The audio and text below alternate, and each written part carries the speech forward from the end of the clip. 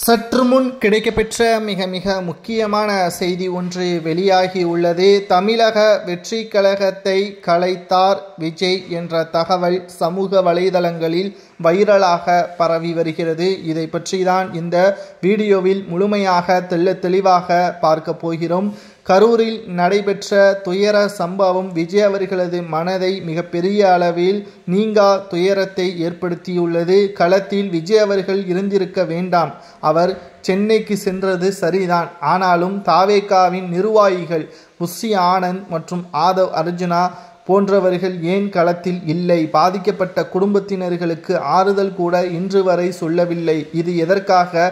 அரசியல் அறிவு இல்லாத தலைவர்களை கட்சி வழிநடத்துவது எப்படி?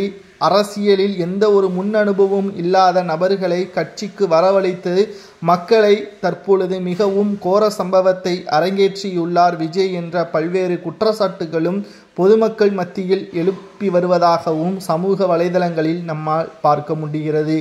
ஆனால் மின்சாரம் துண்டிக்கப்பட்டதும் ஆம்புலன்ஸுகள் அங்கு வரவழைக்கப்பட்டதும் தான் இந்த கூட்ட நெரிசலுக்கு மிக முக்கியமான காரணம். குறுகிய இடத்தை காவல்துறை ஒதுக்கியதும் திமுகவிற்கு ஒட்டுமொத்த ஆதரவாக காவல்துறையினர்கள் நின்றதும் தான் இந்த அசம்பாவிதத்திற்கு முழுமையான காரணம் என்பதை நம்மால் புரிந்து கொள்ள முடிகிறது. இங்கு தாவேகாவின் மீதும் பல தவறுகளை நம்மால் பார்க்க முடியும். அதில் எந்த ஒரு மாற்று கருத்தும் கிடையாது.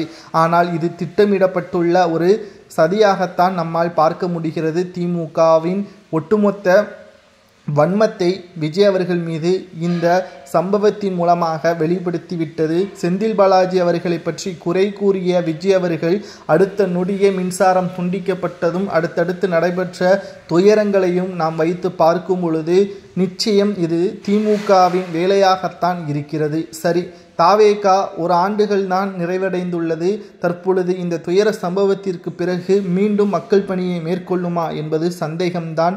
ஏனென்றால் புஷி ஆனந்த் ஒட்டுமொத்தமாக தலைமறைவாக இருப்பதாகவும் ஆதவ் அர்ஜுனா எங்கே இருப்பதாக தெரியவில்லை என்ற தகவலையும் காவல்துறையினரே நேற்று வெளியிட்டுள்ளனர். தற்பொழுது விஜய் அவர்கள் கட்சியை கலைத்துவிட்டு மீண்டும் அவர் சினிமாவிற்கு செல்ல வேண்டும் என்று பலரும் கூறி வருகிறார்கள். ஆனால் விஜய் அவர்கள் கட்சியை கலைக்க மாட்டார், மக்கள் பணியை மீண்டும் தொடருவார். அவர் தோல்வி அடைந்தாவது மனம் தளர்ந்து மீண்டும் அரசியலுக்கு விலக்கி ஒட்டுமொத்த சினிமாவிலும் தனது பயணத்தை தொடங்கியிருப்பார். ஆனால் மக்களுடன் விளையாட்டை ஆரம்பித்த திமுக நிச்சயம் இதற்கான பதிலடியை விஜய் அவர்கள் கொடுக்கும் வரை அரசியலில் இருந்து விலக மாட்டார் என்பதையும் நம்மால் புரிந்து கொள்ள முடிகிறது. இதை பற்றி உங்களது கருத்துக்களையும் விஜய் மீது தவறுகள் இருக்கிறதா இல்லையா என்பதை